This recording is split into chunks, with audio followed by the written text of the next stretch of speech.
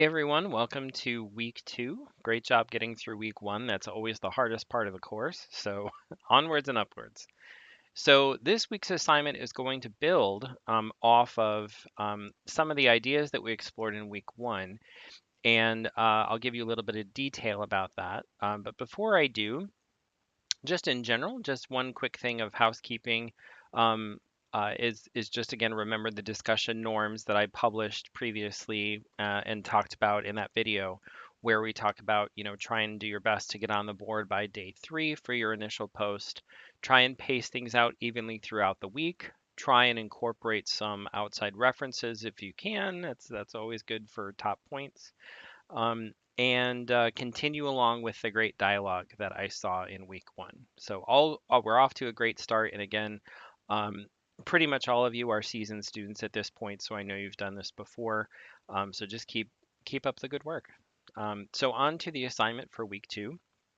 We are going to now plot some raw data, but we're also going to perform a cost estimate using earned value management metrics. Now, we learned about EVM in 642, but I mean, honestly, I think we kind of breezed through it in that course. It's typically covered in week 6, which is the week that you're writing your final paper, which I've always thought was rather brutal. And excuse me, and I don't know that we get in 642, we get very much time to delve into EVM. But it is a useful technique that is tested on the PMP exam. And although I would say in general, not many companies out there use it. In the private sector, it is very common in the Department of Defense and some IT companies are using it for their project work. So in any case, EVM, is not the be and end all of cost and schedule management, but it is a very common and standard project management tool that I would encourage you to explore.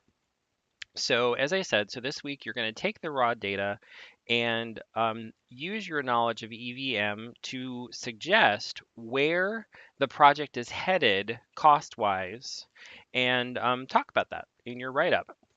Just as in week one, there is no one right way to do the homework. I've gotten a couple of questions like, can you send a template, or what are the expectations, or what's the right answer? And it's in folks, I just want to encourage you.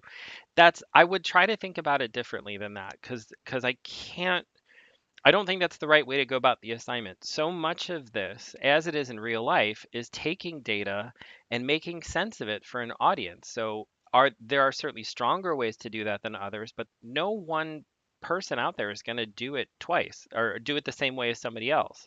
So there isn't a right or a wrong way per se. I would just say, use your best judgment about your experience at work to take this data, take your knowledge of EVM and try and make it consumable in a way that's meaningful, impactful, useful, and digestible for the audience. So that's really it. So a big part of what I'm grading you on then is how you choose to take that raw data and do all of that stuff with it.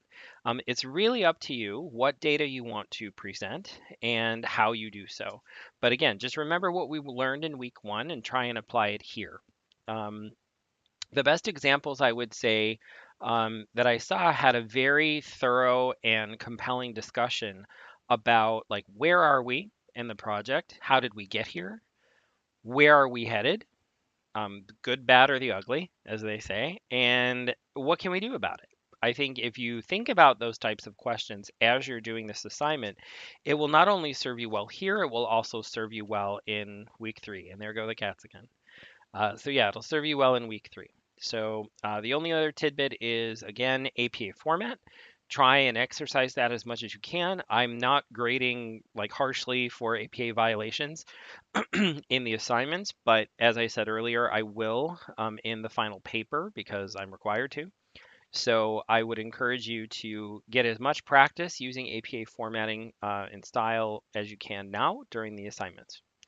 I think that's about all. I already sent out the memo, and I think this makes sense now that we've talked through the assignment, why the EVM discussion was moved to this week, because this way your content and your discussion and your homework are all about earned value management. So there's better synchronicity there. In a previous iteration of the course, the EVM discussion was in week 3, which is why it's in the syllabus incorrectly. So sorry for any confusion, but I know Dr. Bernadine is trying to fix the syllabus. But rest assured that what's on the board is correct. The week 2 discussion is EVM, and so it's a whole week about EVM. And hopefully this is a bit more time than we had in 642 to delve into these topics, and hopefully you'll enjoy it. Do let me know if you have any questions. Otherwise, good luck.